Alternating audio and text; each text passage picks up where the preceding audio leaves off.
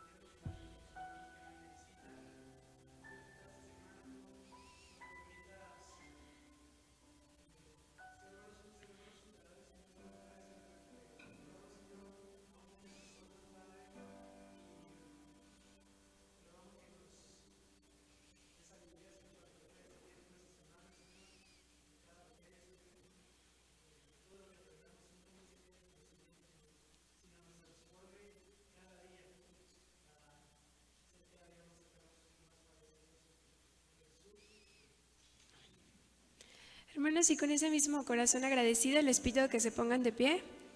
Vamos a alabar a nuestro Dios con un canto que se llama Cuán grande es Dios. Es muy conocido en diferentes idiomas, así que si tú te lo sabes en tu propio idioma lo puedes cantar también. Vamos a alabar a nuestro Dios. El esplendor de un rey, vestido en majestad, la tierra alegre está, la tierra alegre está,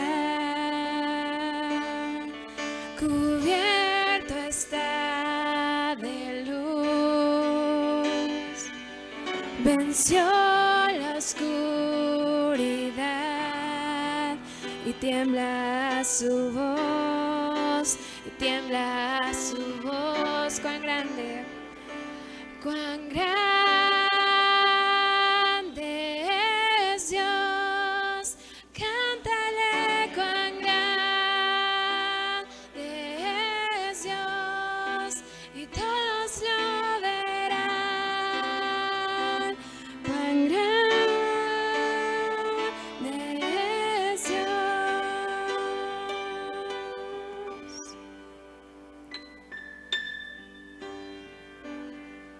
Y Él está, y el tiempo está en Él, principio y el fin, principio y el fin, la Trinidad en Dios,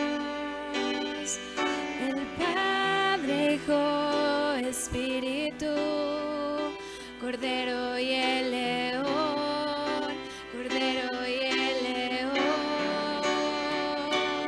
Cuán grande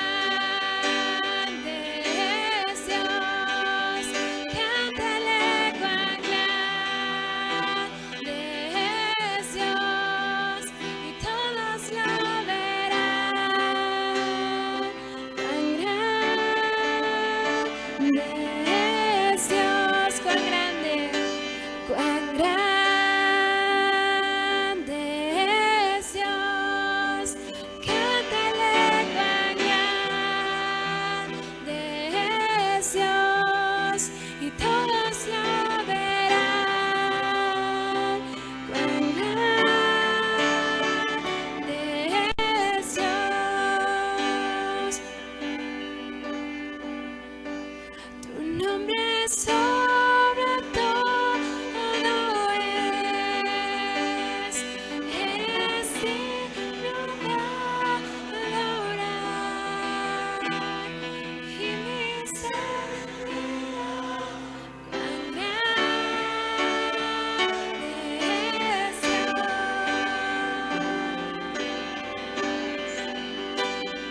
Cuán grande es Dios, cántale cuán grande es Dios y todos lo verán.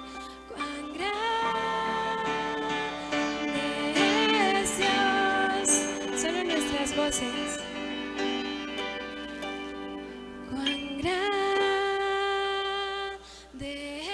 es Dios, cántale cuán grande es Dios y todos lo verán. Cuán grande es Dios. Amén. Cuán grande es nuestro Dios. Vamos a continuar alabando con otro canto.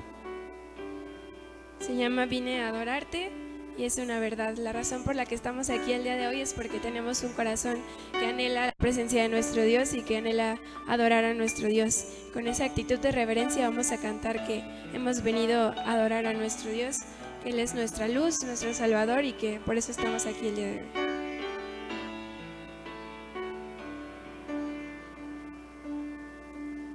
Tú eres la luz que brilló en las tinieblas, abrió mis ojos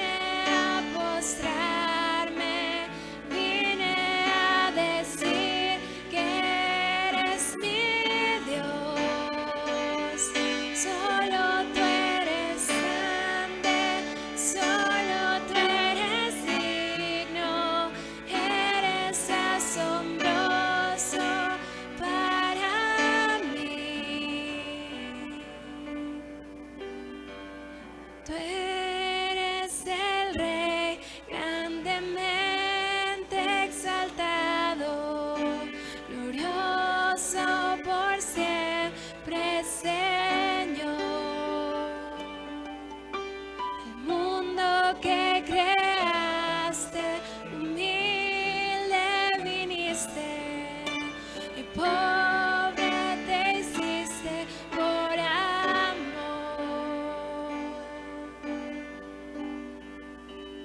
Vine a adorarte, vine a postrarme, vine a decir que eres mi Dios. Solo tú eres grande, solo tú eres digno, eres asombroso para mí. Vine a adorarte, vine a postrarme, vine a decir que eres mi Dios. Solo tú eres grande, solo tú eres digno, eres asombroso para mí. Nunca sabré cuánto costó ver mi maldad sobre esa cruz. Nunca sabré cuánto costó ver mi maldad sobre esa cruz. Nunca sabré cuánto costó ver mi maldad sobre esa cruz. Nunca sabré cuánto costó ver mi maldad sobre esa cruz. Vine a adorarte, vine a postrarme, vine a decir que eres mi Dios. Solo tú eres grande, solo tú eres digno, eres asombroso para mí. Vine a adorarte, vine a postrarme, vine a decir que eres mi Dios. Solo tú eres grande, solo tú eres digno, eres asombroso para mí. Amén. Gracias te damos, Señor, por todo lo que has hecho por nosotros. Gracias porque, como lo acabamos de cantar, nunca podremos pagar lo que tú has hecho por nosotros. Nunca podremos pagar ese sacrificio, ni dando toda nuestra vida, ni sirviendo cada hora del día. Nunca lo podremos pagar. Es tu gracia, es tu amor inmerecido en nuestras vidas. Por eso te agradecemos por todo lo que tú has hecho, pero sobre todo te agradecemos por este privilegio que es adorarte, porque no merecemos estar en tu presencia. Por nuestros propios méritos nunca podríamos cantarte, pero te agradecemos por tu obra y por la obra del Espíritu Santo que nos permite estar en comunión contigo. Te pedimos que conectes nuestro espíritu al tuyo, que podamos adorarte en verdad, conociendo lo que tu palabra dice, sabiendo sobre lo que tú has escrito y lo que tú nos has dicho, pero también en espíritu, Señor, conectando nuestra alma, nuestras emociones con las tuyas, Señor, y adorándote con todo nuestro corazón.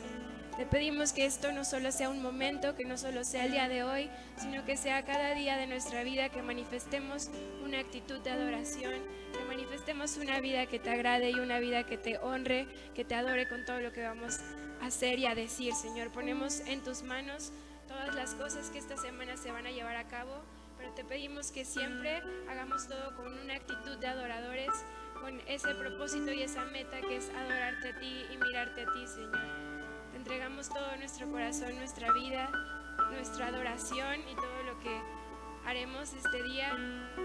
En el nombre de Cristo Jesús. Amén. Pueden tomar sus lugares.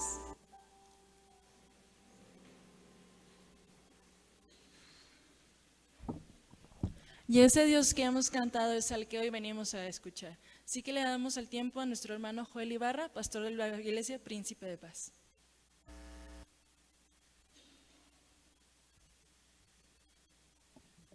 Gracias, hermanos, Dios les bendiga.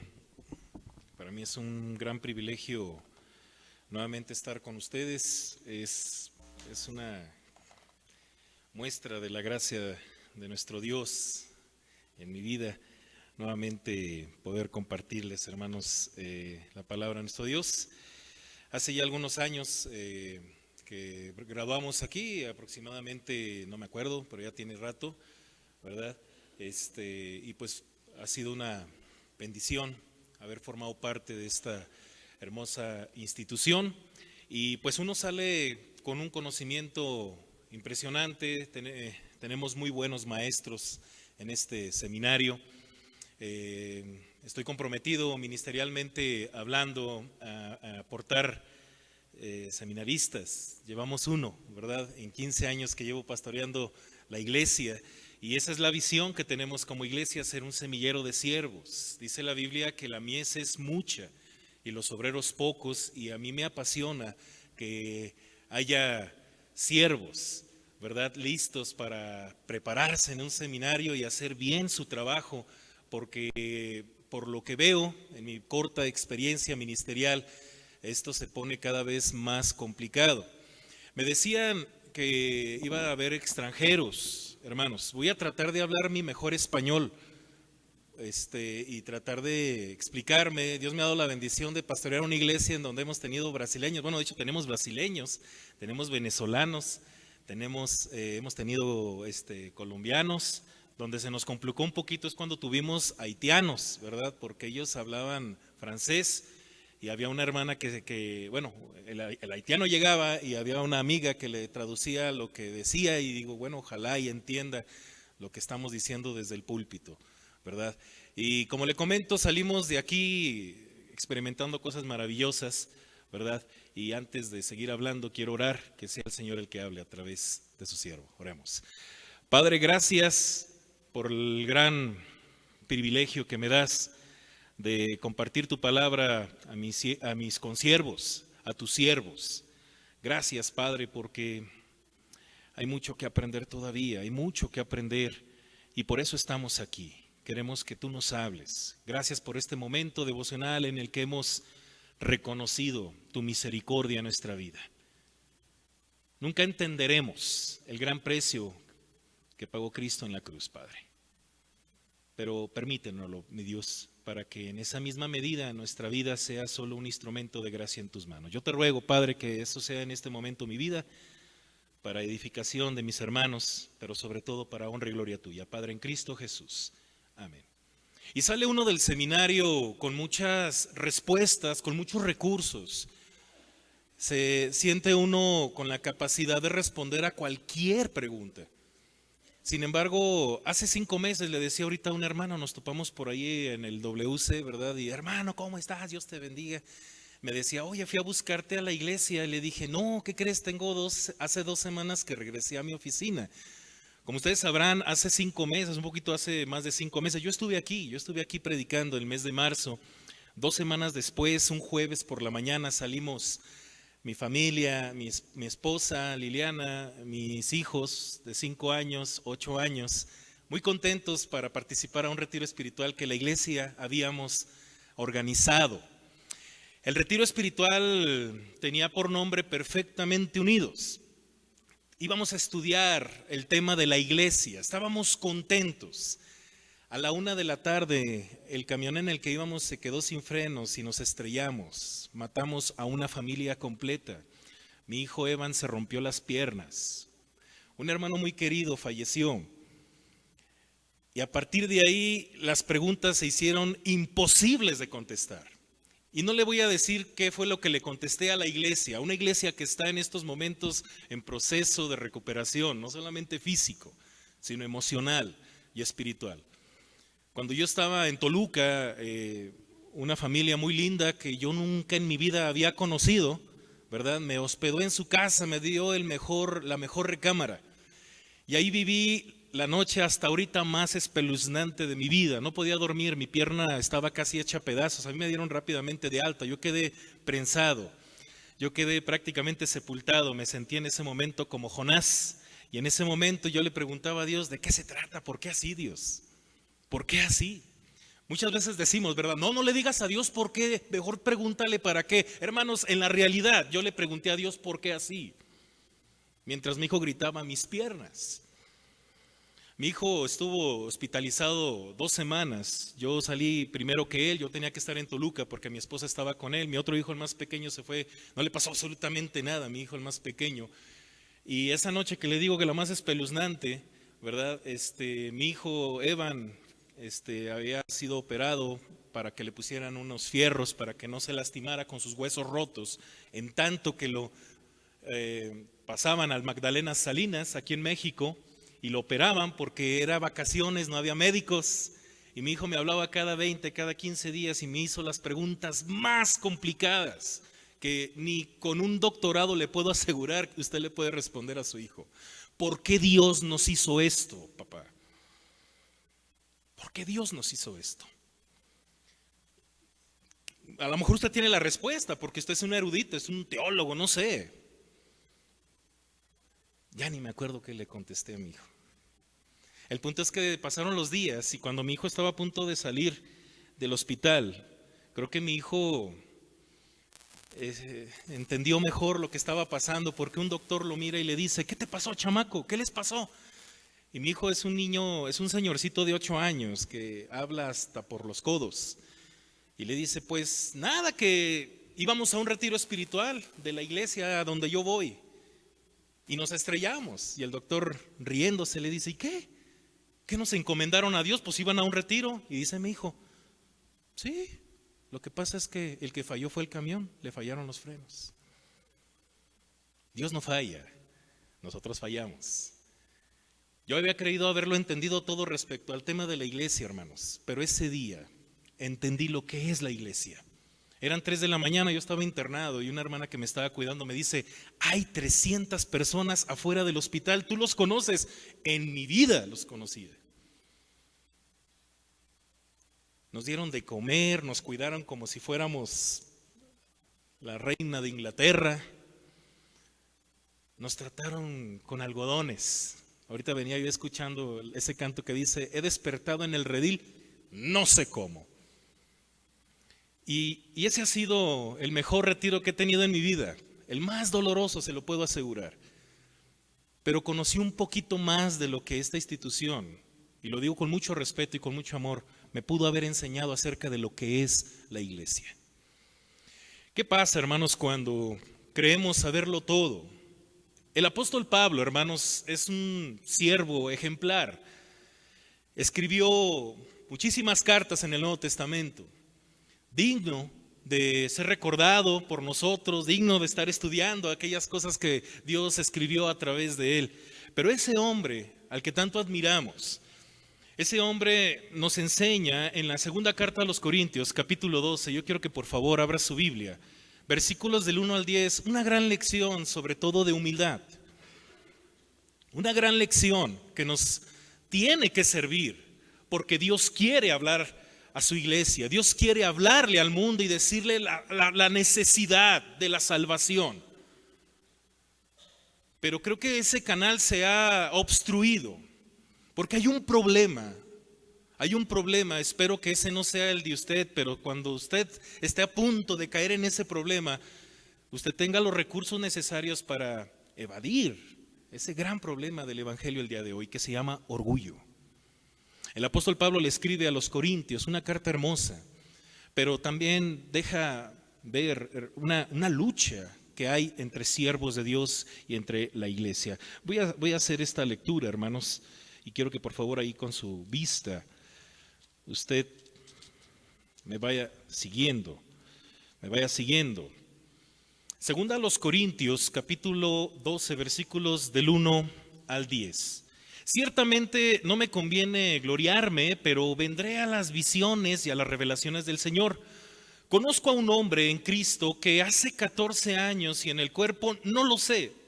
Si fuera del cuerpo, no lo sé, Dios lo sabe.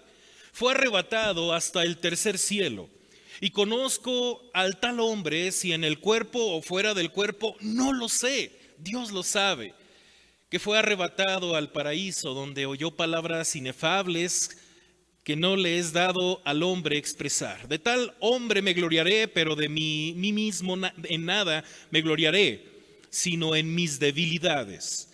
Sin embargo, si quisiera gloriarme, no sería insensato, porque diría la verdad. Pero lo dejo para que nadie piense de mí más de lo que en mí ve u oye de mí. Y para que la grandeza de las revelaciones no me exaltase desmedidamente, me fue dado un aguijón en mi carne, un mensajero de Satanás que me abofeté, para que no me enaltezca sobremanera. Respecto a lo cual 3 veces he rogado al Señor que lo quite de mí, y me ha dicho: bástate mi gracia, porque mi poder se perfecciona en la debilidad. Por tanto, de buena gana me gloriaré más bien en mis debilidades, para que repose sobre mí el poder de Cristo. Por lo cual, por amor a Cristo, me gozo en las debilidades, en afrentas, en necesidades, en persecuciones, en angustias, porque cuando soy débil, entonces soy fuerte. ¿Cómo podemos ser siervos para la gloria de Dios? Últimamente, como he mencionado, como he leído, como he recordado Deuteronomio 29:29. ¿Ha leído Deuteronomio 29:29? Porque un día alguien me preguntaba algo irrespondible, como le dije hace rato. No sé si existe esa palabra, irrespondible, pero no pude responderlo, ¿sí? Así de simple. Y dice la Biblia en Deuteronomio 29:29, las cosas secretas pertenecen a Jehová nuestro Dios, ¿sí? Mas las reveladas son para nosotros y para nuestros hijos para siempre, para que cumplamos todas las palabras de esta ley. Finalmente, lo que sabemos es lo que Dios nos ha revelado en la medida en la que profundizamos con Él. Pero hay otras cosas que solo a Él le pertenecen. Fuera de ahí, somos siervos inútiles que necesitan incluso la ayuda de Dios para no caer en la soberbia o el orgullo. Somos simples mortales redimidos, a los cuales Dios usa y les revela sus grandes misterios, que incluso necesitamos su ayuda para mantenernos en equilibrio y no caer en el pecado del orgullo. El apóstol Pablo en esta carta comparte un poco la dinámica de su propia experiencia entre lo que Dios le ha revelado y los sufrimientos que lo mantienen en equilibrio, un equilibrio sano que le permite a Dios perfeccionar su poder en la debilidad de sus siervos. Si no fuera tan importante el tema, seguramente Pablo no hubiera escrito absolutamente nada respecto a este tema. Sin embargo, por lo que leemos en toda la carta, queda claro que Pablo escribe estas líneas porque en la iglesia de Corinto existen hermanitos orgullosos, presumidos, que incluso menospreciaban a Pablo. Estamos hablando entre siervos, ¿verdad? Entonces podemos hablar así. Había hermanitos que se sentían que sabían todo, incluso menospreciaban a Pablo. Esto nos deja un antecedente de que en las iglesias que pastoreamos, o algunos van a pastorear, o en la que estamos sirviendo en algún ministerio, nos vamos a topar con hermanos o situaciones que nos van a hacer sufrir un poco, o situaciones que nos van a hacer sufrir un poco. De los versos del 1 al 10, Pablo nos comparte una gran enseñanza en la experiencia de ser siervos para la gloria de Dios. Veamos algunos principios. Número 1, hablemos lo que Dios nos ha revelado con cordura. Me encanta el versículo 1, cómo empieza el apóstol Pablo. Ciertamente me conviene gloriarme, no me conviene gloriarme, pero vendré a las visiones y a las revelaciones. Si usted lee el capítulo anterior, Pablo está un poquito molesto porque gente sin el nivel de conocimiento que él tiene y que dice puros disparates, por no decir herejías, ¿verdad? Esta iglesia se tomaba el tiempo para escucharlos. Y Pablo dice, tómense el tiempo para oír ahora mis disparates. Voy a hablar ahora de disparates, dice Pablo en el capítulo 11. Tómense el tiempo para que yo pueda hacerlo también, porque no es justo que ustedes escuchen a esta gente y a mí no me vayan a escuchar. El apóstol Pablo afirma que el gloriarse no beneficia a nadie. Sin embargo, Pablo no se refiere a gloriarse en el Señor, sino a la vana fanfarronería de sus adversarios. Básicamente a Pablo lo obligaron a dar explicaciones de su persona. Si se rehusaba a gloriarse de las visiones, de las revelaciones y de todas las experiencias ministeriales por las que Pablo había pasado, le dirían que es un farsante. Así que cede a la presión de ellos. Y en el capítulo anterior es lo que leemos, pero el capítulo 12, Pablo se protege señalando lo vano que es jactarse de experiencias espirituales. Cuando yo leo estas letras, yo me doy cuenta de algo muy práctico, muy natural. Va a haber gente que va a tener mayor revelación que otras. Va a haber gente con un conocimiento mucho más profundo que otras. Para Pablo, las comunicaciones directas que recibe del Señor son momentos sagrados que no deben caer en una especie de sensacionalismo público, como si de eso dependiera la iglesia. Y ese es un problema contemporáneo, el sensacionalismo, porque viene el apóstol fulanito de no sé dónde, porque viene de la luna, el teólogo más brillante y entonces la gente entonces se mueve. Yo les digo en la iglesia, si a usted no le mueve la gracia de Dios para dar lo que le corresponde a Dios, ya sea sirviendo, ya sea sus diezmos, sus ofrendas, pues menos un simple mortal como yo. ¿Yo qué puedo hacer para que usted lo haga? Sin embargo, podemos hacer que lo hagan en ese momento, podemos hacer un gran espectáculo, podemos invitar a la persona más famosa. Pero si de eso dependiéramos, entonces no es gracia, entonces no es lo que Dios quiere hacer con sus siervos. Entonces Dios tiene que trabajar con su iglesia, Dios tiene que trabajar con sus siervos constantemente para dejar que Él sea el que hable y no nosotros. Hay una línea muy delgada entre saber y servir y saber y sentirse orgullosos. Es una línea muy, muy delgadita. Entre saber y servir. Qué bueno que sabes algo, sirve. Dilo, enséñalo.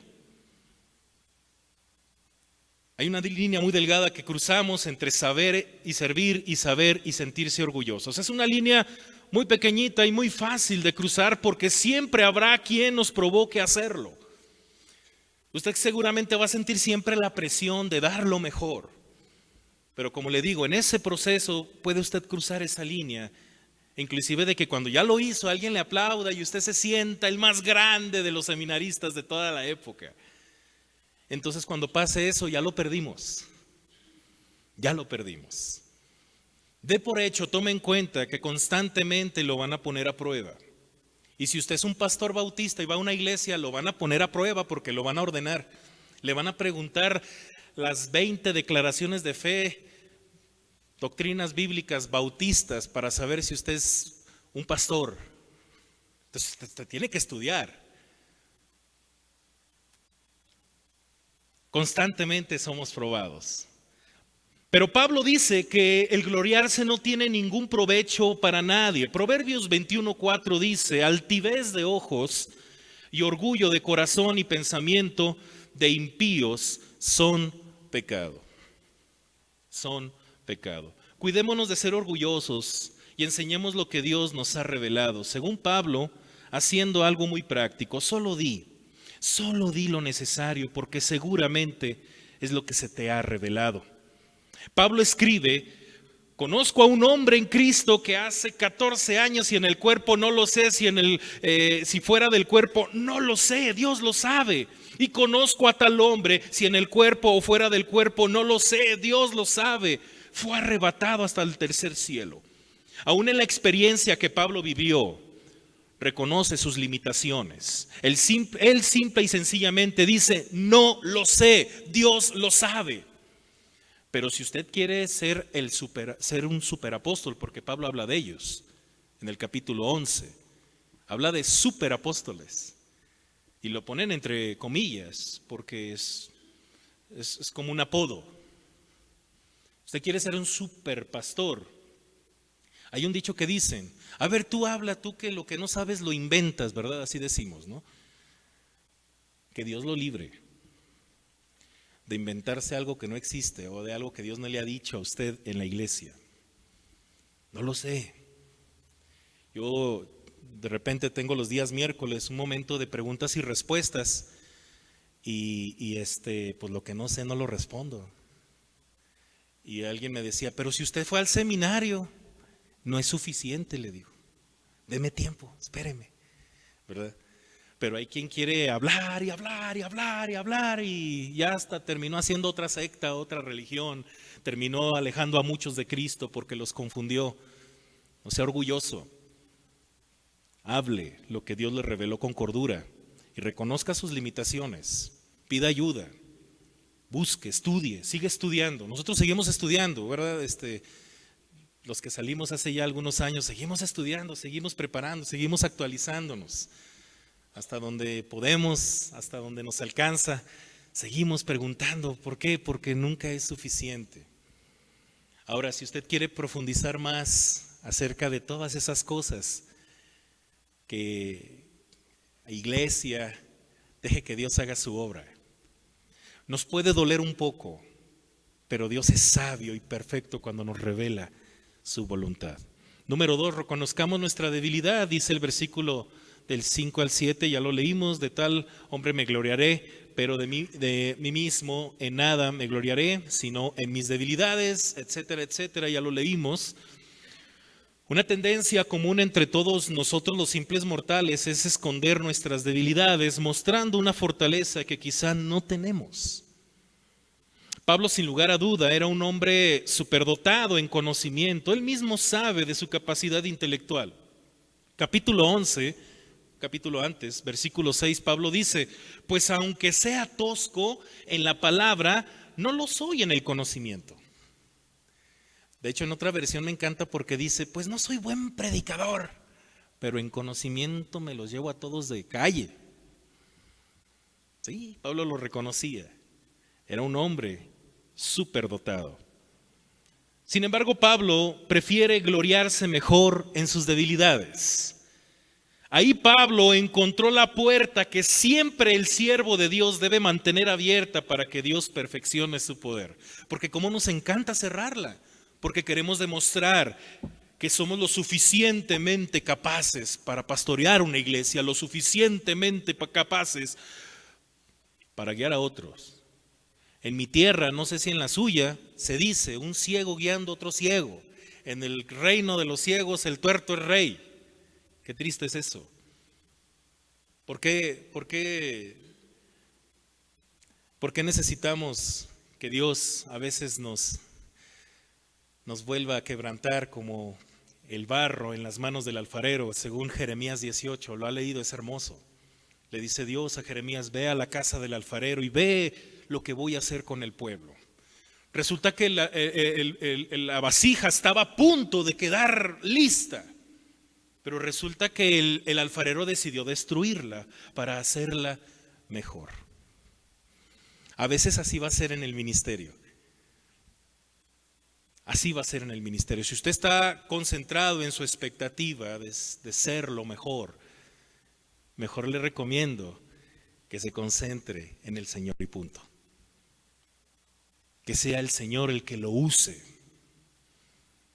Que sea el Señor el que lo ponga en donde usted tiene que estar. Y donde Dios lo ponga, usted sirva. Es que no me gusta. Va a haber otras cosas que no te van a gustar. Tengo unos jóvenes que están estudiando medicina, son excelentes, excelentes alumnos, ya están terminando su servicio, bueno, creo que acaban de empezar su internado famoso. Entonces, las porras que yo les echo es que se va a poner peor, así es que échenle ganas, chicos. ¿Cómo, pastor? Es que ya no puedo más, dicen los chicos, ¿verdad? Ya no puedo más, me desvelo. Pues va a poner peor. Y Dios lo está entrenando para algo grande. Hay que ser fiel en lo poco.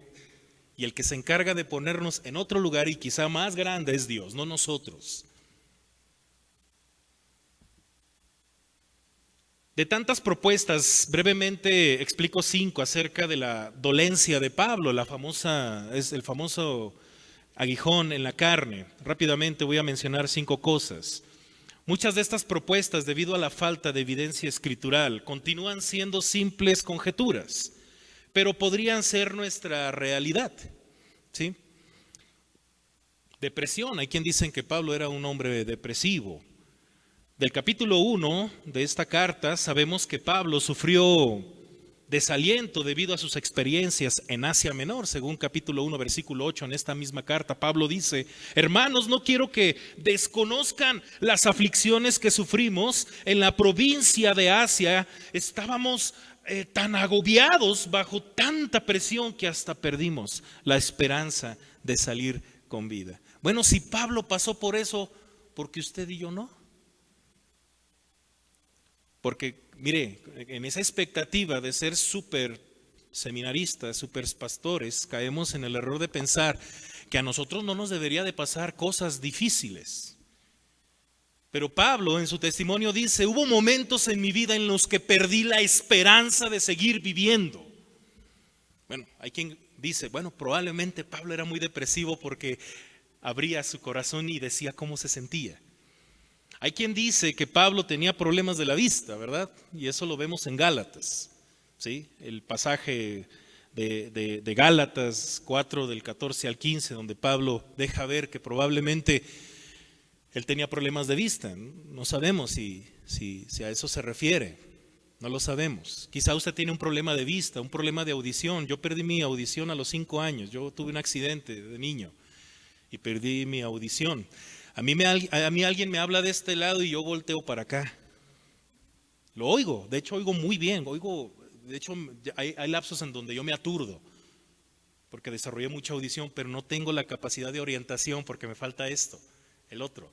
Entonces alguien me habla acá y yo volteo para acá, ¿verdad? Entonces mejor les digo, tóquenme aquí porque si no nunca le hago caso, y mucha gente se ha ido resentida conmigo de la iglesia porque dicen que no les saludé.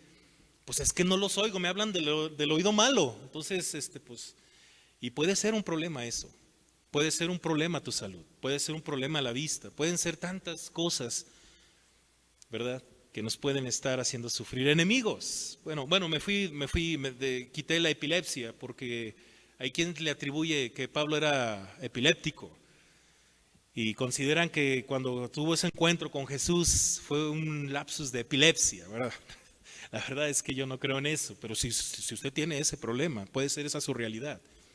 Otro problema, enemigos. ¿Quién no tiene enemigos? Todos tenemos enemigos. O si usted tiene amigos, qué bueno, pero en el ministerio vamos a encontrar a muchos enemigos, ¿sí? Pablo se encontró con uno allá en el libro de los Hechos. ¿Se acuerda de Demetrio el platero? Cuando fue Pablo a Éfeso. Demetrio el platero era un politicucho, juntó a la gente y les dijo: no, algo tenemos que hacer porque nuestro mercado se va a ir al sótano. Algo tenemos que hacer, y hizo una revuelta tremenda y empezaron todos a gritar: arriba Artemisa, arriba Artemisa. Y le dijeron a Pablo: ni te asomes porque te van a matar. Y bueno, Dios se encargó de calmar las tempestades en ese momento. No va a faltar quien quiera matarlo. No va a faltar quien quiera lastimarlo. No va a faltar quien quiera hacer tropiezo de lo que usted está haciendo. No va a faltar, délo por hecho. No se sorprenda. Es parte de lo que necesitamos para mantenernos en equilibrio. Hay quien dice que un aguijón en la carne es la aparición de un demonio. Imagínense nada más. El punto es, reconozcamos nuestra debilidad, porque es la puerta que usted y yo debemos dejar abierta siempre para que Dios trabaje mejor en nosotros y a través de nosotros.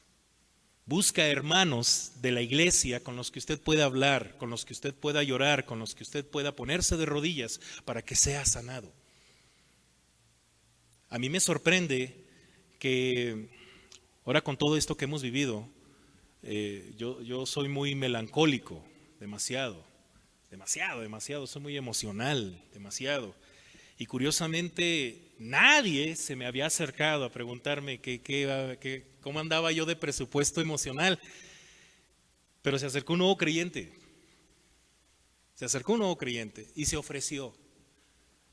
Usted necesita que alguien lo escuche. No he tenido esa cita, hermanos, porque me da miedo. Digo, no, Dios me libre, que él escuche cosas que no está listo a lo mejor para escuchar. He buscado a otros hermanos, amigos, pastores, y ha sido de gran bendición, pero ¿cuántas veces nos quedamos con esas cosas? Y eso reduce la posibilidad de que usted sea usado para gloria de Dios. Y por último, hermanos, que la gracia de Dios nos baste. Respecto a lo cual 3 veces he rogado al Señor que me lo quite y me ha dicho, bástate mi gracia. Bástate mi gracia. La voluntad de Dios es el principal factor para que responda a nuestras oraciones. Dios oye nuestras peticiones, pero las cumple solamente cuando concuerdan con su voluntad. Recordemos lo que Juan dice, ¿verdad? Allá en el primer libro de Juan, primera carta de Juan, capítulo 5, versículo 14, y esta es la confianza que tenemos en Él, que si pedimos alguna cosa conforme a su voluntad, Él nos oye. Dios quiere mejorar nuestra salud espiritual, la cual en el caso de Pablo se trataba de humildad generada por ese famoso aguijón. Hay un momento en la vida en la que necesitamos darnos cuenta de qué es lo que en verdad necesitamos en la vida. Esto es como en la historia del paralítico que fue llevado por sus 4 amigos. Me encanta porque es una historia hermosa en donde 4 amigos, imagínense, no se detuvieron al ver en la casa, ¿verdad?, llena de gente, porque ahí estaba Jesús y tenía poder para sanar. No se detuvieron, ¿qué hicieron? Se fueron al techo, quitaron un pedazo de techo y bajaron al paralítico a los pies de Jesús. Y Jesús, viendo la fe de ellos, le dijo al paralítico, levántate y anda. No, así no dijo, ¿verdad? Le dijo, tus pecados te son perdonados. Yo me imagino al paralítico con una gran sorpresa, ¿verdad? Imagínense, ya el paralítico con toda la expectativa, de aquí salgo corriendo derechito a disfrutar de la vida. Pero Jesús dijo, ¿de qué sirve que corras si te vas a ir al infierno? Es importante que tus pecados sean perdonados. Cuando Pablo le dice a Jesús, quítame esto, Jesús le dice, no te lo voy a quitar, te lo voy a dejar para que mi poder se perfeccione en esa debilidad. Que te baste mi gracia, porque en donde tú te sientas capaz, te vas a perder. Te vas a perder. Pablo termina diciendo, porque cuando soy débil, entonces soy fuerte. No olvidemos, hermanos, que somos siervos del Dios viviente. Y estamos para darle a Dios la honra y la gloria cuando hablamos con cordura las revelaciones de Dios, cuando reconocemos nuestras debilidades y cuando la gracia de Dios nos basta. Hermanos, que ojalá esto sea útil para su vida, para su ministerio. No olvide que Dios está trabajando con usted. Y después de este momento hermoso del seminario, va a seguir trabajando con usted. Va a seguir hablando. Se va a sorprender que inclusive Dios lo va a someter a clases impresionantes de teología, las que usted nunca pudo tener incluso en esta institución. Porque Dios en su infinita sabiduría y misericordia nos muestra su corazón y nos dice por dónde tenemos que ir. Yo quisiera hacer una oración por usted. Oremos. Gracias, Padre, porque me das el privilegio y la gracia de estar delante de mis hermanos para predicar tu palabra.